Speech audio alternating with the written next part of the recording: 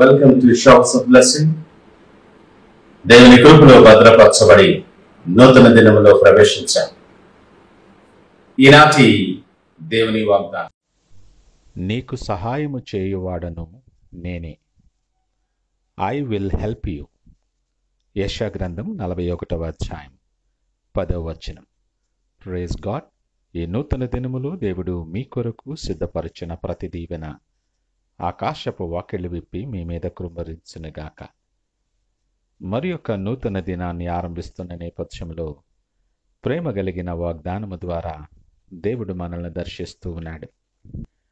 మన అనుదిన ప్రయాణములో, ఈ జీవన పోరాటములో అనేక పరిస్థితులను ఎదుర్కొంటూ ముందుకి కొనసాగుతున్న నేపథ్యంలో అన్ని పనులు ఒక్కరమే చేయలేం.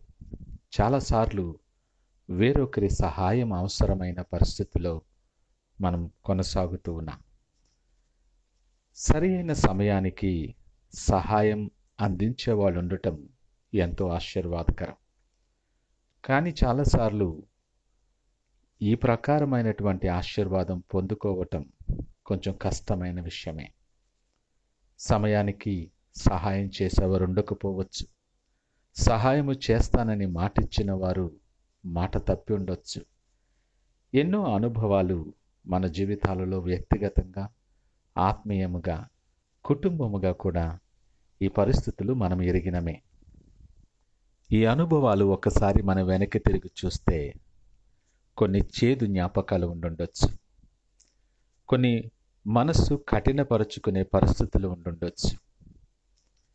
ఎంతో నమ్మి వారు సహాయము చేస్తారని ఎదురు చూసి ఆఖరికి ఒంటరిగా మిగిలిపోయిన నేపథ్యంలో చాలా వేదన మనము పొందిన నేపథ్యాలు కూడా ఉండుండొచ్చు.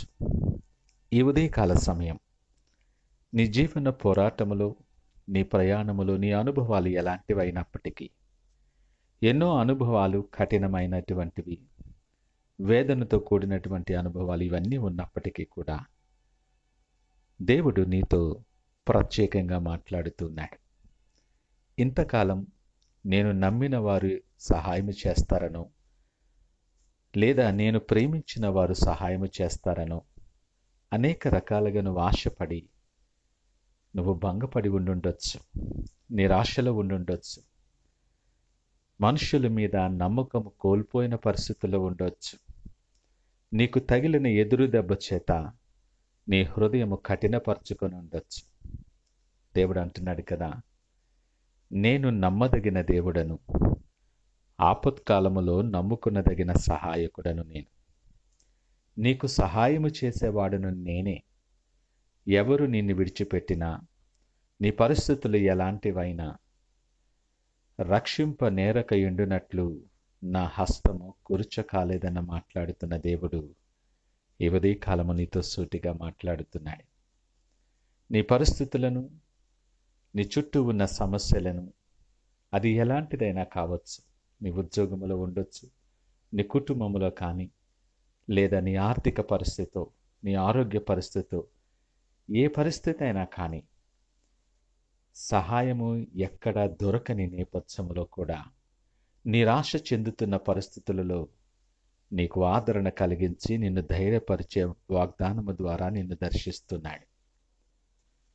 నిన్న నేడు నిరంతరము ఏకరీతిగా ఉన్న దేవుడు, మార్పు లేని దేవుడు ఆయన, నిత్యుడైనటువంటి దేవుడు ఈ ఉదయకాలము నీతో నాతో అంటున్నాడు, నీకు సహాయము చేసేవాడిని నేనే.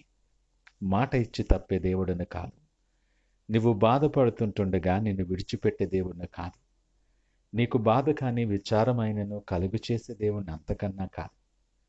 హృదయపూర్వకముగా నీకు విచారమైనను బాధనైనను నేను కలుగు చేయను.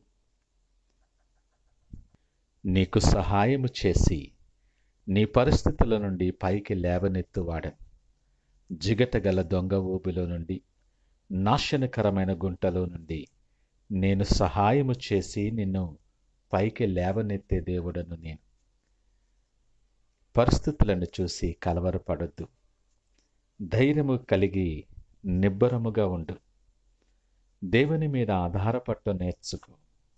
విశ్వాసముతో ఆయనను పిలిస్తే ఆయన పలికే దేవుడు. నాకు మొరపెట్టు, నేను నీకు ఉత్తరమిస్తానని సెలవిచ్చిన దేవుడు.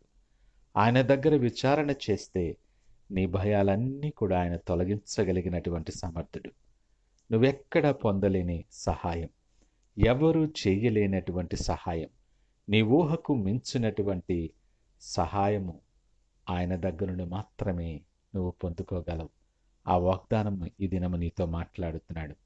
నీకు సహాయము చేసేవాడను నేనే. ఏ పరిస్థితుల్లోనైనా ఎలాంటి సహాయమైనా దాన్ని సంపూర్తి చేయగలిగిన వాడను నేనే.